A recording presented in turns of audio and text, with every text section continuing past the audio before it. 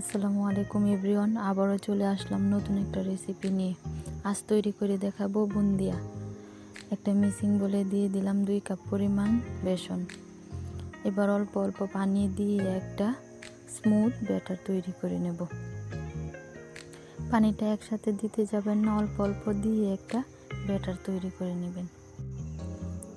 আমার মাখা হয়ে গেছে। এখন আমি একটা বাটিতে পানি নিয়ে চেক করে নেব আমার ব্যাটারটা ঠিক আছে কিনা।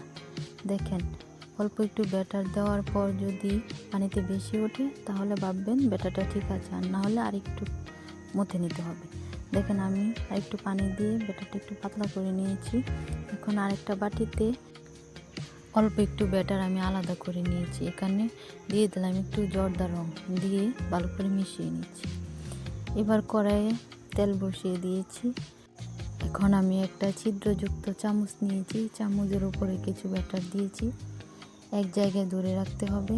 দেখেন, আমার বুন্দিয়াগুলো কি সুন্দর হয়ে গেছে। এখন আমি নামিয়ে নেব।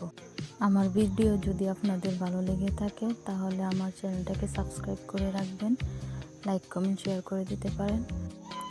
আর যদি ফেসবুক থেকে দেখেন তাহলে ফলো দিয়ে রাখবেন। দেখেন, আমি এই যে জর্দা রং দিয়েছিলাম ওই বুন্দিয়াগুলো এখন ভেজে নিচ্ছি। দেখেন কি সুন্দর হয়েছে। এখন সবগুলো নামিয়ে নেব। আমার সবগুলো বুন্দিয়া ভাজা হয়ে গেছে। এখন শিরা বানিয়ে শিরাতে দিয়ে নেব। আমি যে বাটি দিয়ে বেসন মেপেছি ওই বাটিরই 1 বাটি চিনি, আর চিনির 4 ভাগের 3 ভাগ দিয়েছি পানি।